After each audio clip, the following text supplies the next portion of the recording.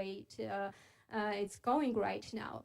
And I find it, I think it's understandable from that point of view that for me as a reader in Georgia in the year 2025, it was more thought-provoking to look at the ways that they resist the idea than the contemplation of the idea itself. And that response created the oppressive system. The system and the builders of the system became the captives of the system themselves, the children. And my question, I literally don't know the answer to it, how this psychology works when you have to sacrifice, you know that you have to sacrifice something very important as the part of your body, but you are still going to the place where you know that this sacrifice is going to happen. And on the other hand, to go back to the book, this character who knows that he has to sacrifice part of his body knows that he can end all this by snitching, so to say, by telling the parents that this is what is happening, by telling the police that is what, and it's going to be over. But it takes him to make the sacrifice to snap out of this group culture, so to say. So I wanted to ask you about this internalized oppression, so to say. What makes him go to that place where he knows that it's going to happen? And he was also the leader of the group, right? That created this whole system. This is Janne, who used to be like the leader of the class because he can play guitar almost as well as the Beatles. And the thing is, when we get to this point where he has to sacrifice his finger, there are two levels of it. One is the group pressure, that the others won't let him off or he'll be weak. But the other thing is, in comparison with this big question that they are fighting, that life really would have no meaning. Remember, they believe, while they're building this heap of meaning they get into, because they actually believe they're finding something. For each one, they find what has that value, and they're building together the meaning of life. And that means if he says, okay, I'm not giving my finger because it's too valuable, for one thing, then it exactly belongs on the heap of meaning because it matters. But the other is then nothing would matter. And compared to the big scariness of life being meaningless, then a finger is a small sacrifice. So that becomes, the dilemma for, you can say, all the bigger sacrifices or the more scarier ones, that, okay, when you say no, it's exactly because it matters. And you want it to matter, because they can't face that it wouldn't. And also that's where they have all this anger against Pierre Anton, because he, with his words, can tear that meaning apart they think they find. But yeah, to come back to what you were saying about this, the building of this, you can say in a way, oppressive system. I mean, we can just look at America today and see all those who support Trump to go to the forefront, then they get stuck with having to buy into the lies or the crazy things he says. And if they ever dare to criticize him a little bit, they don't know if it's their job or their children's jobs or whatever that gets thrown out next. I mean, it's people who were his security advisors or his defense bosses that he throws under the bus and even tries to take legal action against. So you see what happens when you start building a system that is not based on some universal principles. Then, yeah, it becomes very difficult to set the limit. You suddenly don't know where can it go, and then you kind of almost have to have some horrible end. I mean, in this case, it becomes that Jan Johan cannot hide that his finger has been cut off. So the grown-ups get involved, but he was also the last one in the class.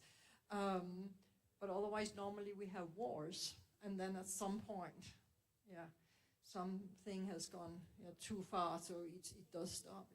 Yeah, and as you said, the cruelty begets even bigger cruelty and creates this new norm, the very popular term right now, but it's very pertinent because this new norm means that something that was unimaginable yesterday becomes accepted today because you are in this world, inside of this system, and you cannot step outside and look what is happening there. Yes, and that very often happens in group culture. I mean, there are very few people who get radicalized by just thinking.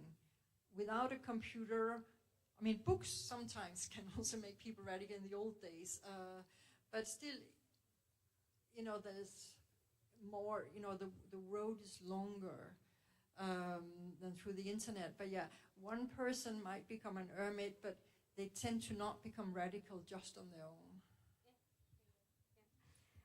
I have one last question, and then I'll ask the audience to ask their questions as well. And I want to circle back to this idea of difference between knowledge and the insight, and look at it from the perspective of nurturing empathy towards others. And as then again I was researching for this our talk this evening, I came upon another book of yours, What If It Were Here? And I found it very fascinating, like the exercise in empathy, because in that book, and it's part of the project, it changes depending of the country where it's been republished and translated. So that you bring the war to the countries where people haven't seen this conflict, at least for decades. And you take this family from this war-torn country, and they become refugees in the regions which unfortunately has seen lots of conflict. So it's the reversal of what we are used to in today's political climate. My question is if you've noticed that the readers are engaging differently to the story of the war, of thinking about the war, when they are presented with the world, fictional world, but still the world where the war is in their streets, in their neighborhoods, where they are familiar with. Does it bring more empathy to? Well, I do think it brings more understanding, because, at least in the country where I'm from, and large parts of Western Europe, in the generations alive today, nobody has lived through war. And that means it's almost unimaginable. And we have more or less stable governments and democracies.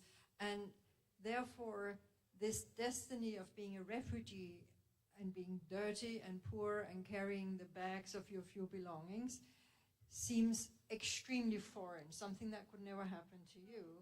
And that was the reason I wrote the book. Another one I wrote back in 2001 in Denmark. Because my mother's Austrian and came to Denmark as a war child after the Second World War, and also on my father's side, there's a lot of war in our family, but also I have worked in the United Nations before I became a writer with peace and reconciliation. And I was very provoked, being a second generation immigrant in Denmark myself, when I started hearing in the early 2000s in Denmark, people were also with large education and having traveled, but talking about immigrants always as if they were these second-rate citizens. And that comes from privilege. It comes from you imagining it could never be you. So that's why I didn't want to write another book about foreigners coming to Denmark.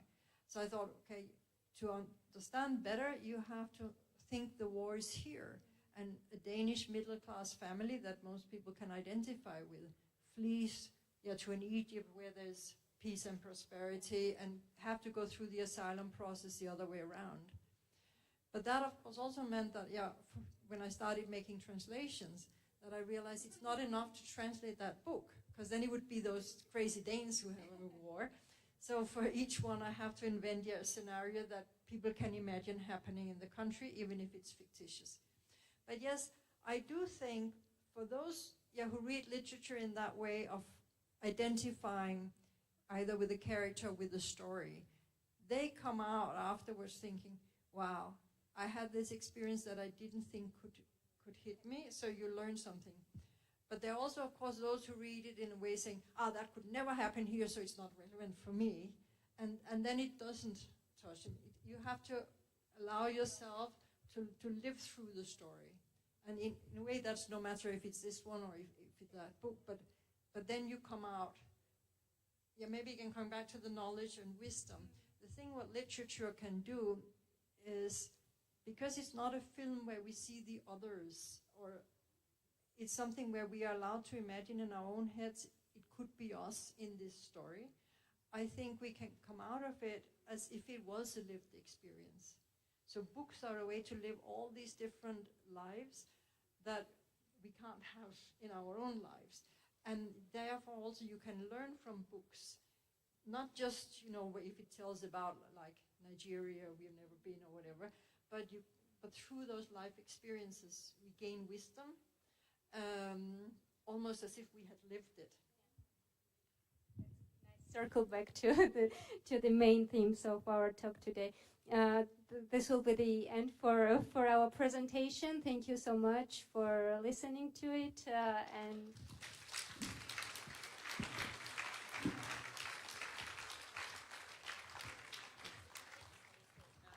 for the book signing, there is a table outside, so to viსაც გინდათ რომ ხელი მოაწერინოთ წიგნს, შეგიძლიათ გარეთ გახვიდეთ. We have a 5-minute break and then another session with Megan Nolan and Nuka Gambashidze.